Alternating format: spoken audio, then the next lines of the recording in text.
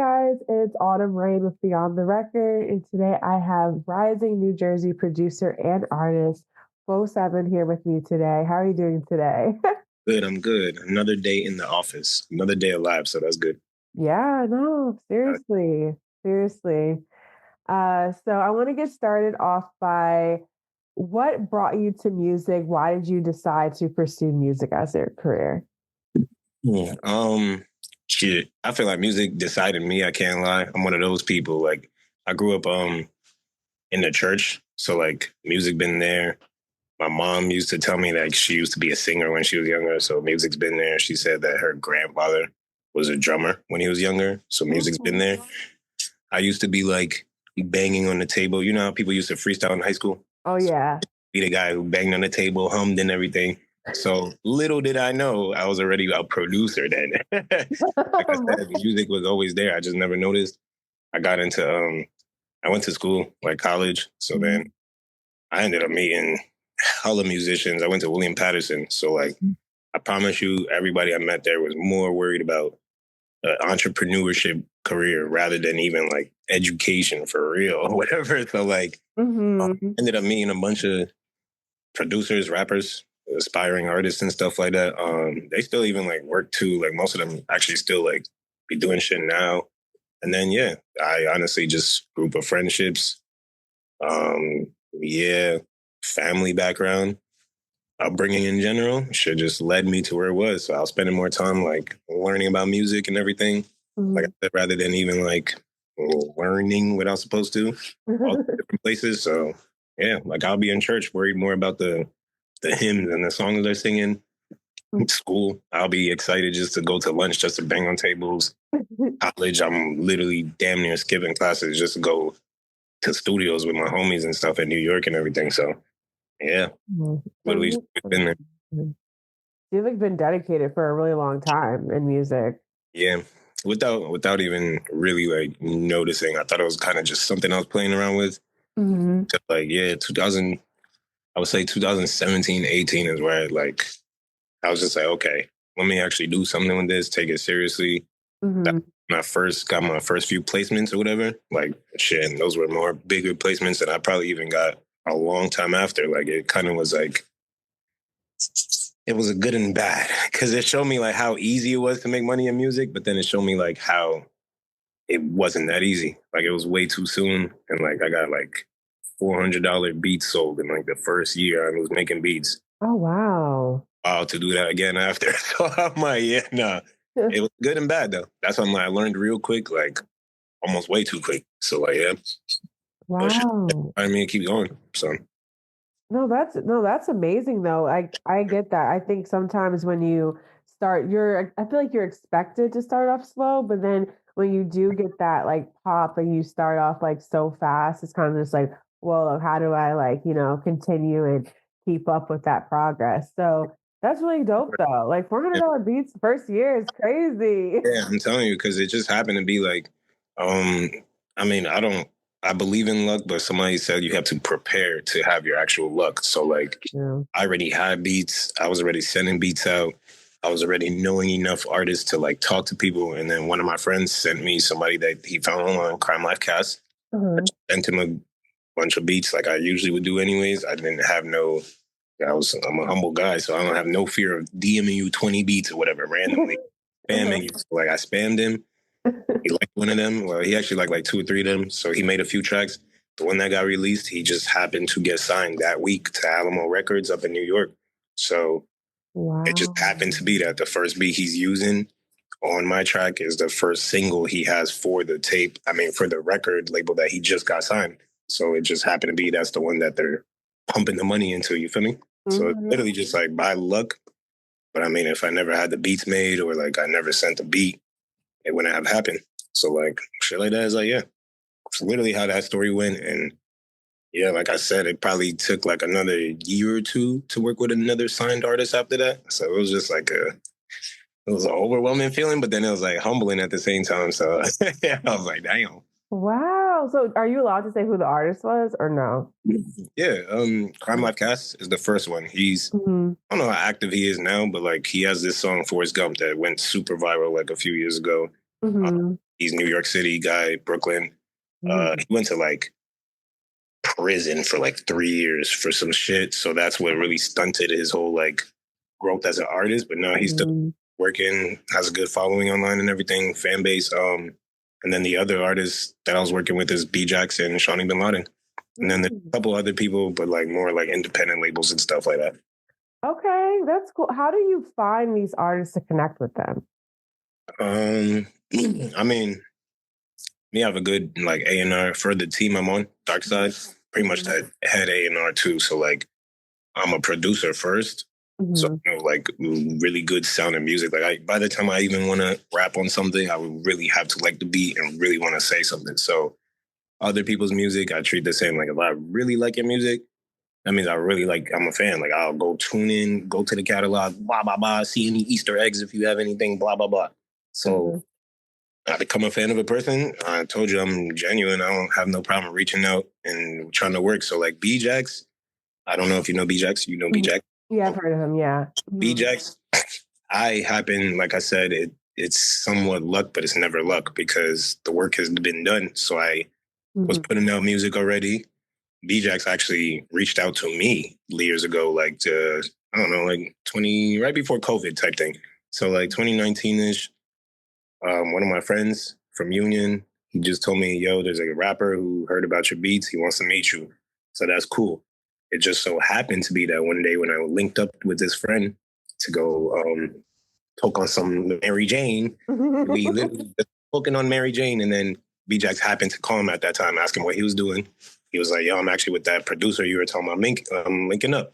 We just linked up. And ever since then, it's just been locked in. Literally, I was like recording him. Everything started in my crib. So like half of these artists that I work with step foot in my house. Like I got to trust you a lot for that. So in my house, started there, was recording him. Yeah, like honestly, a good like year or two straight. Like half of his songs on YouTube is what I recorded and mixed and mastered for him. From the I'm Hymns to Bankrolls. If you go to his catalog, stuff like that is literally recorded by me. I mean, like most other artists that I work with, I tell them I'm not joking. When we lock in, we lock in. So we're going to be locked in for years. We locked in for years. We would go Penthouse, Quad Studios, wherever we could find Untitled Export. Anywhere I was working at, he was working at. We would just try to get some work done, regular stuff, just hungry as fuck. We would be on the streets of New York City till like 2 a.m. He always just told me something important is just do the work and be outside. Like literally, I'm like, I do understand it now. So literally just do the work, be outside, connect with people, and that's it. So like stuff like that is what really led me into just reaching out to other artists. Like I just genuinely like an artist. I'll reach out. I make good music, in my opinion, in our opinion. So they would reach back out, and then from there it goes. Like I'm not finding artists on some like random stuff. It's like usually intentional because like usually people find me off of the work I do. Reaching out to an artist is because I'm, same way on Instagram, do word of mouth, any type of referral. If I like it, I have no problem telling the person I like their music. Like, I'm not bougie. So I like that. I like that it's intentional too. I think when it comes to music, you get a lot of people just like having these like facades online and they're just not like great people sometimes. And then you get to the point where like, even like as a journalist, I love like reaching out to different artists because I really genuinely love your music and I want to talk to you about it. So I love that that's how you approach, your own artistry as well. Can you tell me a little bit more about like DARKSIDE Industries and what you guys do there? Well, I'm here right now. I ain't gonna show them because it's a little messy or whatever, but we do a lot. So like we just came off of throwing some events this weekend. So originally it starts as like a community for creatives. Honestly, we're based is just a community for creatives. Then after you get everything else, we have services, we have events, we have individual people who run around and do things for other outside services. We have artists on the team, producers on the team. We're not signed or anything under contracts yet, but so it's not like a label. Like I said, it's a community service based place. So it's like we have the community, we have the services that we do in house for our artists, and then out house for other people. So they just need us for whether it's a cover art for something, or you need a flyer, or you need speakers for your party, or you need curation for your event, or you need studio time. Service all of those. But then we have people like me, my business partner V, who's really the owner of this, Don Airy, Brianna Nicole, Sincerely Chico, and like others who are like the in-house artists, and then other producers on the team too. So those are the people that we like prioritize, you know? Like one of the priorities, because I am the good artist on the team. So I how he's going. So for that example, like we would have anything that I want done. I just think about, schedule it with the team.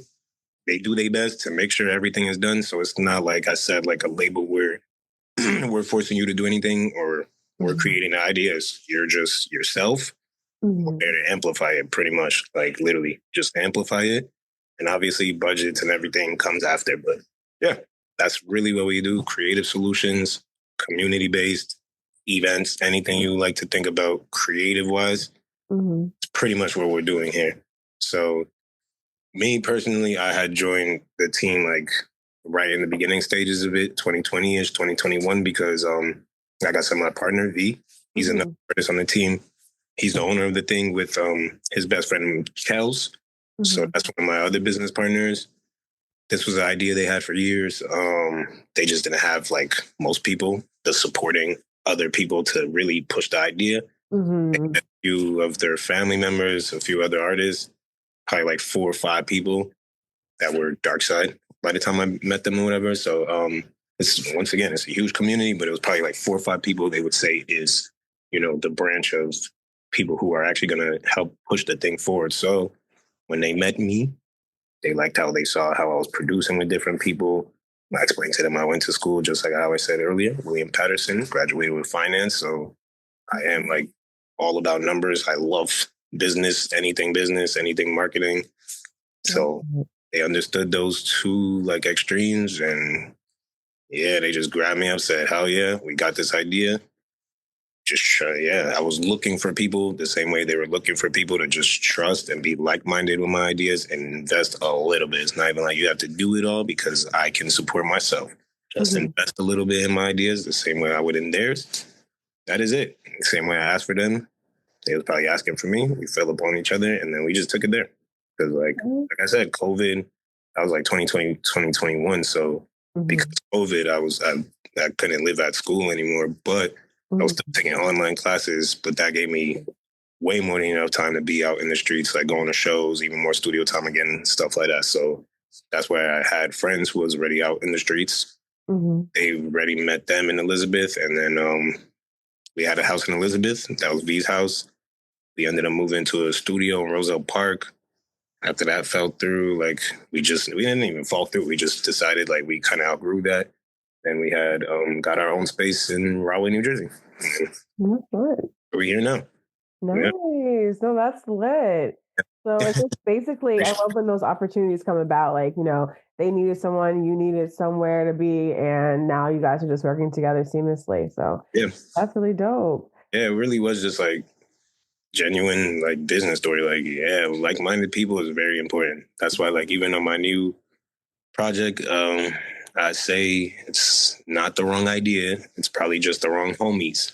So it usually is like, it's a lot of principle stuff that I think, and I know that I say on that tape, because that's like I said before, like if I really like a beat, I really want to say something, that's when you hear music from Feauxseven. So like, I really want to say something. It's not the wrong idea. It's just the wrong homies. So yeah. Yeah, no, I love that. I love that. So I know you've worked with a lot of like rising talent, especially a lot from like New Jersey, New York area. So who are some artists that people could be tapped in right now? Shit, artists that I work with or just in general? It could just be just in general too. Well, artists that I work with, if you haven't tapped in, that I know is already moving around, or you should be tapping in with, B-Jax.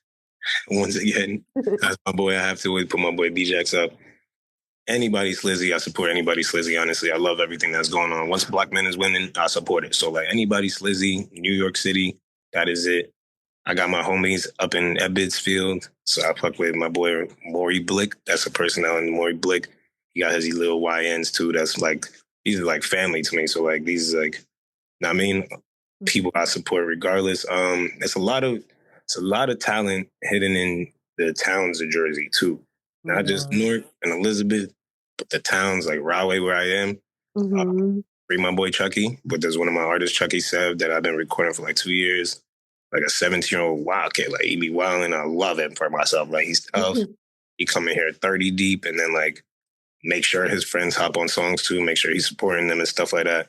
So they got like a whole movement out here, set blocks. So Rahway scene is tough.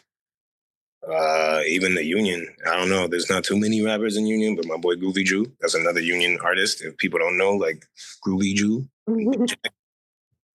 there's a reason they know each other, and I'm right. Like, that's I'm like, if you ever heard the song Jersey Love, like there's a lot of layers to that. Even my boy BJ's manager Fedgy, like there's just people even beyond the music that people should tap into because those are the real movers. Like me personally, I'm a rapper, but like I literally know I'm I'm an innovator and I'm a community builder. So I know it's beyond the rappers. Like we got to shout out the producers, like people like me, Say Too Lit, um, Zaya Fire. Like Zaya Fire is one of the homies that be here. Project X, the whole Project X people be here. Like literally, it's like those are the movers of the place. Even the music hub building, like that comes from the studio owners. People like my partner V, people like Untitled Export. I don't know if you know Logan up at Untitled Export, Ginger guy. Yeah, he's moving stuff. Cell Block down South Jersey, but he has like these blockhouse freestyle music video stuff going on. Those are real movers. So like that's the people to tap in because from there you'll tap into a bunch of other artists. From one producer, you find out about 30 different artists. Even my boy, yeah, like Cook Up Cozy, like he moves with a bunch of artists too around here. That's somebody else who's like a me, artist, producer, has like 20 other artists under his line that like when the dots are connected correctly, people can push the whole Jersey scene to be like in general. Everybody loves Rocky. That's another one too. Yeah. Everybody loves Rocky. She's fire. And yeah, it's a bunch of them. It's a bunch of them because I even like can't even name like I didn't even name my personal clients that I fuck with, like the PDK people and IQ PDK. He's somebody from Elizabeth, and the rest. It's just so many of them. There's mad talent out here, like literally.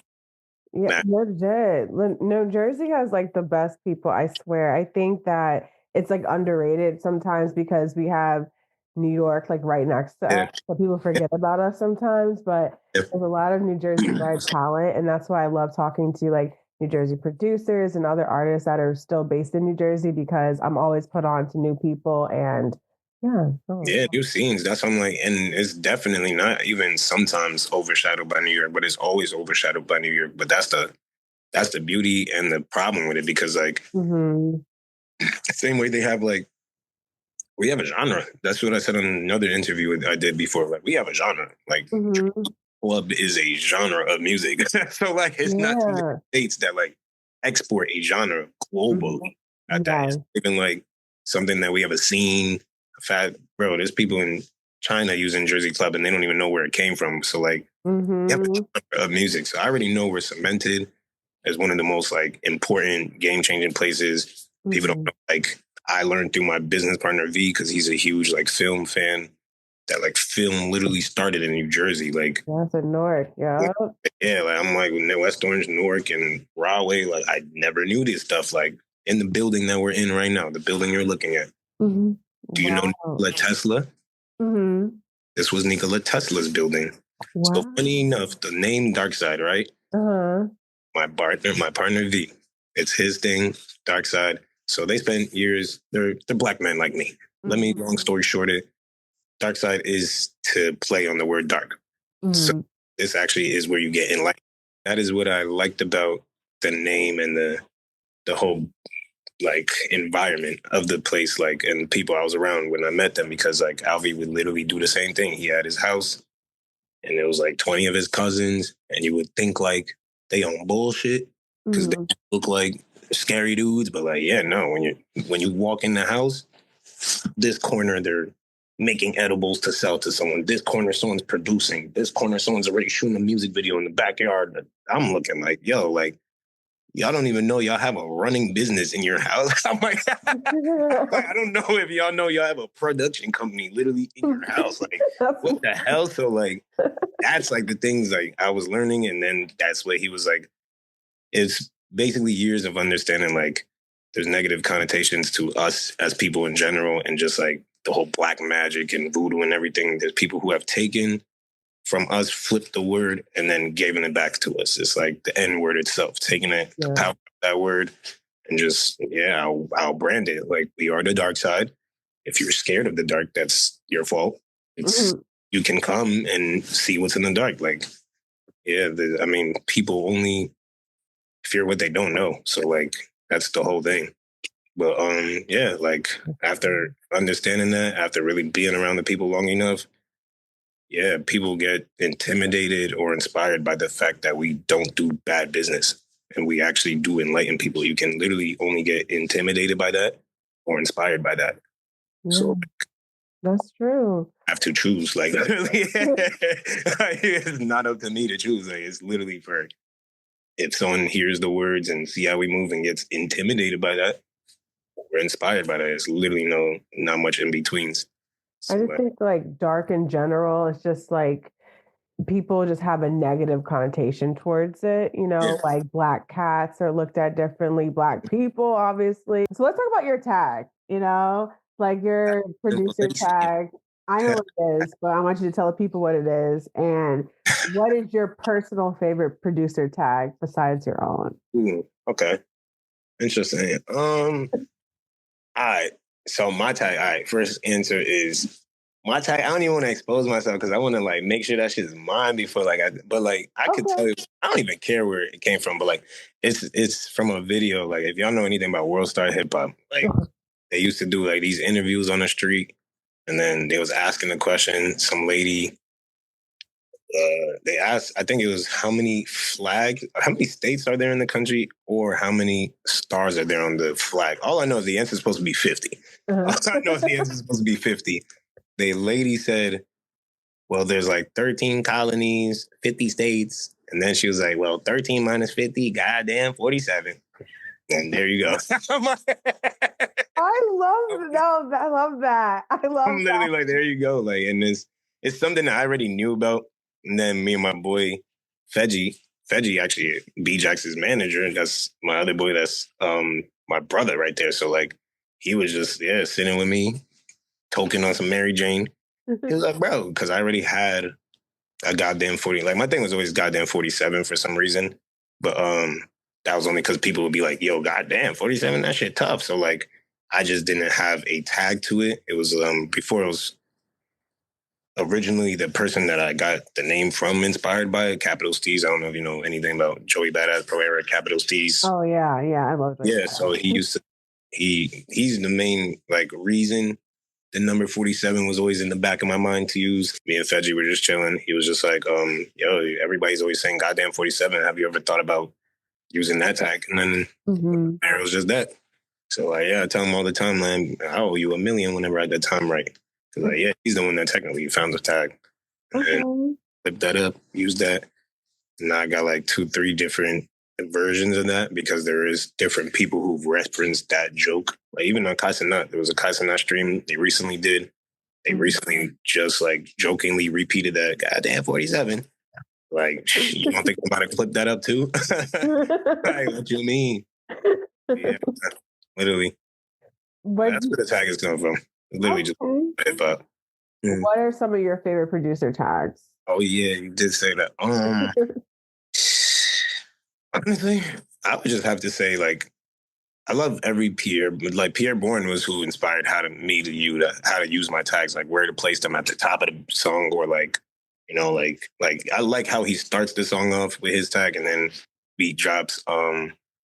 His tag for sure. Metro Boomin always got like nice different tags. I fuck with his. If you don't like trust him, like, yo, Metro don't trust you and go shoot. That's tough. Funny enough, I hate bringing this guy's name up so much. Random note. This is a fact. One of Pierre Bourne's tags, if you know one of Pierre's tags, it's like, yo, Pierre, yo, Pierre. If you ever heard that one, it's like, yo, Pierre, yo, Pierre. That's B-Jax. Really? Y'all could clip this and do whatever. That is Uh-huh. exact. B-Jax literally was at a Pierre Bourne show and like, yeah, was yelling that outside. Like, that's the homie. He clipped that when it happened. So like he was super viral off of that. That's Yeah. Pierre Bourne like tag. That's like, yo, Pierre. That's B-Jax yelling that outside of a place. And then people are just like, yo, Pierre, yo, Pierre. That's B-Jax. That's That's insane. why I'm like, I swear to God, Jersey always finds its way somewhere. Like, I'm like, what? Like, and that's something I knew like years ago. Like, that's not new news. Like, if you know B-Jax, you know Pierre Bourne's tag is B-Jax, one of those. So like, that's just a funny note. But like, yeah, his tag is one of my favorites for sure. Even the Yo Pierre, you want to come out here? That tag is fire.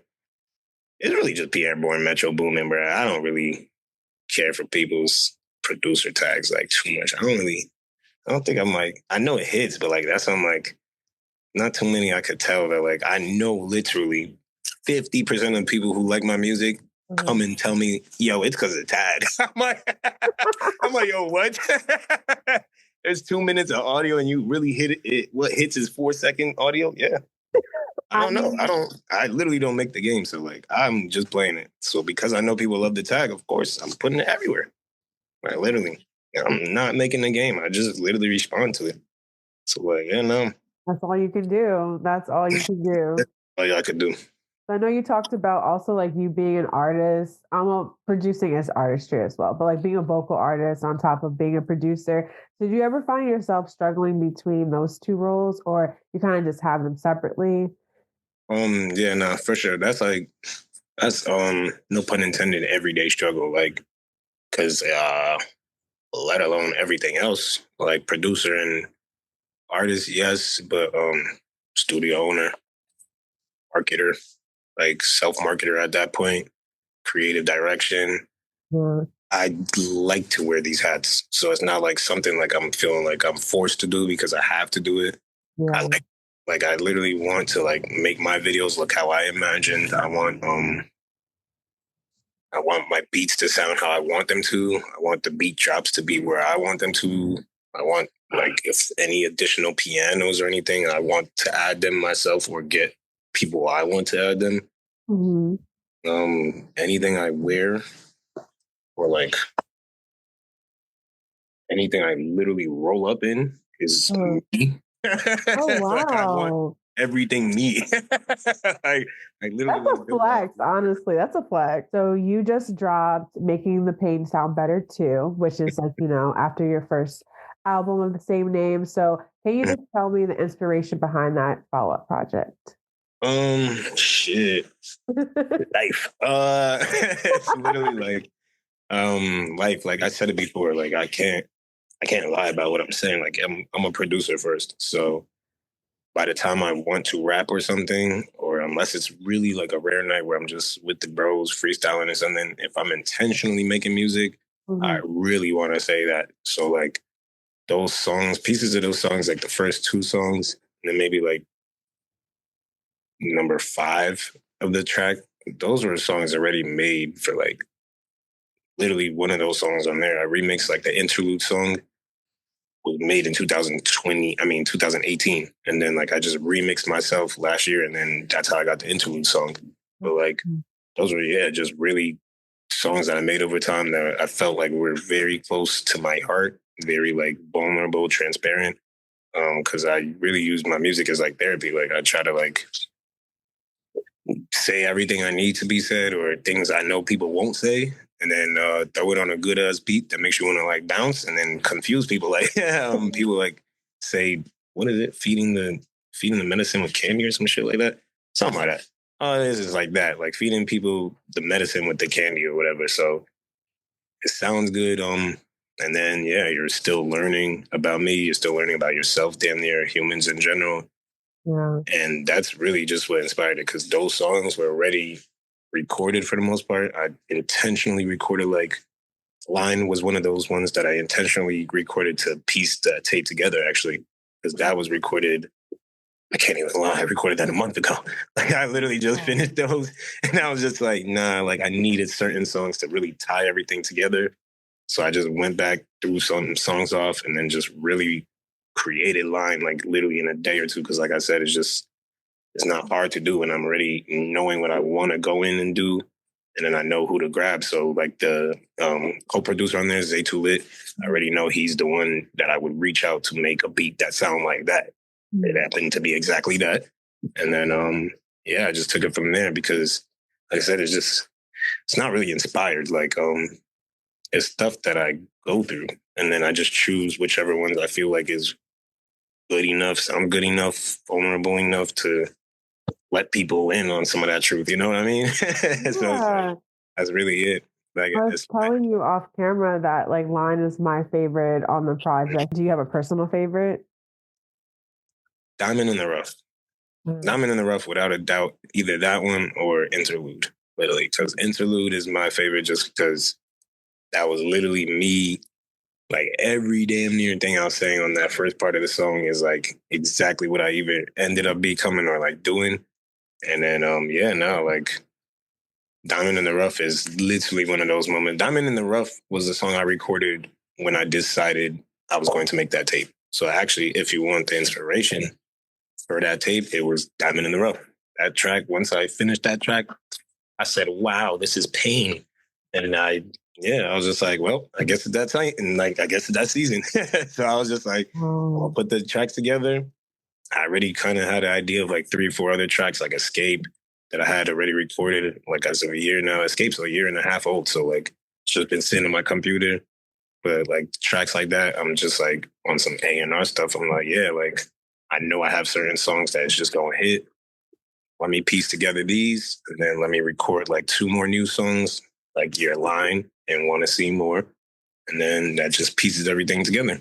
And then on some A&R shit, like I like to do, fully produce it with calling in my V's, the Don Aries, the Shadat that's on there, OG Roddy who's online. He's the one like talking shit at the top and the bottom of the song. So like, that's what really brings the life to the tapes, you know? Like I'm really like soundscape music engineer for real. So like, yeah, you gotta make that shit really like real life. You know, like listen to it with headphones on too. There's certain Yeah. parts where like vocals is panning and stuff, like very intentional, very intentional. So I think I learned that too with your artistry too, just like listening to this project in particular. But I really wanted to call out the transition between Escape and It's Funny. Like I feel like it moves just like really well. Like perfect. yeah, no, seriously, like that's what I call. I was like, wait, like I'd like I had to look at my phone when I'm listening to music because I kind of don't want to know the title of the track. I'm weird like that. I kind of just want to see like if I can feel it like afterwards. So when I was listening to Escape and then it moves to It's Funny. So was that like an intentional purpose for you to like, transition that way? Yeah, yeah, for sure. Like everything I said is I'm an artist. So like I'm literally the definition of an artist. Anything you see me put online is probably more than likely intentional, unless I'm drunk as shit and talking my shit. Uh-huh. Anything, if there's something you think is wrong with it, I probably put it there for that reason to make you think. You feel me? Like Okay. I wanted like the tape to sound how I wanted. Like even on parts of Entangle, it probably sounds scratchy or like parts are hitting too hard or too low because like I want it like that because I know some club shit. I just want to max it out. I didn't even care what was clipping or anything. So like stuff like that is like intentional. Like there's certain songs where I would mix lower or whatever, but like those transitions for sure. I know track listing. I can tell you my track list order off the top of my brain because I do the track list and I worked with Don to do the track list and make sure every transition made sense. Like Hmm. whenever we're listening to it through, once the end of the song, I listen. We're a team, so like we treat it like a real project. So like it's 4 or 5 of us listening, and then we're like, eh.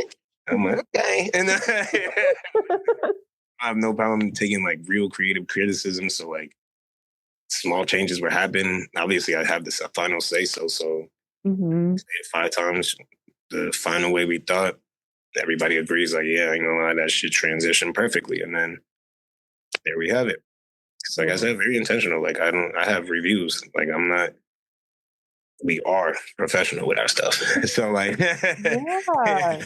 And I can feel that. That's what I'm saying. Like that was the first thing once I was listening to once I was listening to the project and I was like found out I was going to be talking to you, I was like, yeah, I got to ask him about the transitions because I personally, at least for the first time when I listen to a project, I like to listen it to from like the top bottom. Top to bottom, and I'm glad you do. Because people don't. I'm like, yo, what the hell? That's why I had to even on the promo say start to finish. Like, yo, like I gotta tell y'all to listen to albums top to bottom because like people don't care no more. Like I know artists these days are really just stitching together songs that sound the same and don't even have any topics to do with each other or anything, and just damn near putting up playlists, not even albums. So like, no, I'm not those artists. I'm Feauxseven. I put out albums, so that's the point. Like you can go to Baphomet back in 2020, my first project.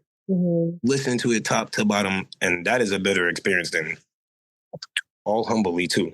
Most of these projects people are putting out now because, like, yes, there's a little bit more intention to it. Yeah. Like, that's the whole problem, and that's why I'm like, it is that easy for me to understand. Like, I'm an artist. I actually like my shit. I actually treat it well. Confident in my shit. Like, what you mean? So, like, checking off those marks is like a huge difference. Like a lot of people just putting out stuff just to hear their voice. Like I promise you. Yeah. Like, I agree. I get sent a lot of music, so I can definitely co-sign what you just said. It's just a lot of just like it sounds more so like a playlist rather than a full project. And yeah, I'm a huge Beyonce fan. And I remember even years and years ago, people were just she said during her documentary, people don't make albums anymore. yeah, It's like yeah. quick, like turnover music that no one's going to listen to the next year. Yeah. So, Like, it's that fast food music, and it's cool. I'll make fast food music too. I love me some fast food music. I like one of my favorite shits right now. Sexy drill is my favorite shit. These niggas don't be talking about nothing, but like I love it. So like I know we need that, but yeah, for like 7 songs in a row, 15 songs in a row, no, that's when you start to realize the difference between like music and artistry with some people. So like I don't have no problem with people creating music, but like, yeah, is there any artistry to it? I mean, that's a different conversation. But like, it's nothing. I don't know. It's nothing wrong to care about your shit. So yeah, exactly. And I think a lot of people try to do this kind of like, facade. They're like, I'm too cool to care about things. And I hate that because like you got people like spending their real money, time listening to yeah, you, and then you're just putting crap out. It's like kind of disrespectful, to people who are yeah, trying to support you. yeah. You got to be booty. Like you got to do what the like. I like. No offense to them or whoever calls people booty or whatever, but like booty people put in more work. Like it's the talented guys who don't show up to the shows, or when they're done performing, they leave right out and like whatever. They don't even want to go perform for nobody, or like they don't want to repost nothing. People tag them in and they want to be mysterious. And it's cool. Trust me. Like that works. Like it works for Nev or for whoever works for Playboy Cardi at a certain time. That's not for everybody. Like literally, that's literally different type of people. Like my boy B-Jack said years ago to me, if you want it to be the most simplest it is, it's posting your content, which includes your music, and being outside, like literally networking and doing what you say you do. You say you make music, go make some fucking music. Like literally, that's the whole point. That's something I tell everybody, even in here who comes to visual people, DJs, anything. Like, Joe, just do what you say you do. I promise you, that will be more self-fulfilling for yourself and the people around you. Because like, yes, if you're just saying you're an artist and you haven't put out a song or a visual or performed in like 5 years, yo, you're literally just clouding up my brain with information for no reason. My head. There's literally no point. Like, I you have to get just that. do what you're doing. Like, I don't know, it's simple. Like I heard that you interview people. We're on an interview right now. Yeah. Doing like that's literally it. Like, I don't know. People think like it is something special to keep going because like that's the hard part of night. Yeah. Life, just keep going. But that's, yeah, when you know that's all you can do, yeah, just keep going. Like literally, life is going life regardless. So like the least you could do is do your God willing talent whenever you got time to. So like Exactly. You got to be consistent and super hard, but yeah, the payoff is so worth it. it's worth it. It Yeah. is. So one of my last questions I have for you is, can fans expect Making the Pain Sound Better Part 3? The third one? Hopefully fucking not. Like hopefully this is enough pain, like, and everything else is making making life look great. Like, I don't even know. Like, no more pain. Like, I don't need no more, but like, whenever it come. So like, I no, don't want your you pain. Just should to say not that. expect it. You should not expect it. You should not want more pain for Feauxseven. But if it do come, like, you'll know it's coming for sure. Like, you'll know. What they can expect is more music from me and that boy Don Airy, who executive produced it. That's for Okay. sure. So like, and definitely expect more music and more visuals this year. Expect more visuals. That's what I'm worried about. Like, I like visuals. You know what I'm saying? Music is in me, so like, I have confidently, once again, I don't have to lie for no reason. 200 complete songs that I know people would like to drop at any moment. It's not about that though. I'm trying to be in real life with my people. I'm trying to make sure my visuals are there. Trying to make sure what I'm saying is intentional. So I got to go redo like half of those 200 songs. Um, Trying to transition into what I know Feauxseven is, which is a multifaceted artist. So it's like, it's going to take a little bit of time, but as outside as I am, this is me falling back and figuring out what multifaceted looks like for me. Because, niggas know I'm a producer. Niggas know I'm an artist. I barely even tell people I own a studio. So, like, hell yeah. They're going to have to see that now, and they're going to have to understand that. I barely tell people, like, I mean, I just let it be seen on the story and stuff, but I don't really meet people and tell them I'm a mixing engineer and all that stuff. So, like, I like to create music. Like, it's more than just mine. I would like to A&R people's stuff. I would like to make sure I'm, like, making sure your masters is correct and everything, because as much as I like my music, like I said, 20 other artists today that I've helped build and have worked next to, people help build me. Like, yeah, it's a lot to do. Like, it's way more to do, and it's not about just servicing yourself. Like, literally, if we were just servicing ourselves, we would be DARKSIDE still, but we wouldn't have the community aspect of it. I wouldn't find out about you because I found out about you through somebody who chooses to come to our events. You know what I mean? That has nothing to do with Feauxseven's music. That was an event based off of something else going on in the team. So everything just leads back to DARKSIDE regardless. So like, it don't matter. So like, yeah, like that's what I'm more focused on rather than expecting any more pain from me. Don't expect no pain. Enjoy this pain right now. Now it's time to get sneaky. It's about to be summertime. It's over. Like, we gonna enjoy the summer. Yes. Enjoy the rest of the year, and then yeah, more pain come. Y'all don't know. Y'all don't see me post some cryptic stuff on the story for like 4 months straight, and then delete everything. That's it. Yeah, like I said, Yeah. I don't want no more pain from you, but another project. No. Don't expect no more making pain sound better. Expect the free foes. Like, free foe. We'll listen to that project too, and you'll notice I have different features and stuff going on, different vibes with that. Expect more free foes. Okay. Let me just put it that way. More free foes. Yes. So where can we follow you to keep up with all these new adventures that you're going to be on? Everywhere online is usually Feauxseven. Besides Instagram, it's Foes Revenge. Okay. He got the website, darksideindustries.net, not .com, darksideindustries.net, especially darksideindustries.net/Feauxseven. Yeah, everywhere else you can find me in real life, bro. It's one of my quotables here is it's better in real life. So find us in real life. We have an arcade event in Rahway once a month. We have literally an open mic in Rutherford every week on Tuesdays. Rutherford, New Jersey, not East Rutherford, Rutherford, New Jersey. I have my project out, so I'm going to be doing some more shows. My members is always outside. We got DJs on the team who's DJing everywhere, every weekend. We got Monica, DJ Harmonica. It's just on Pix 11 News, which is crazy, but she's DJing in Dolce's in Elizabeth every Thursday. Or every Tuesday. So like, yeah. No, every Thursday, yeah, every Thursday.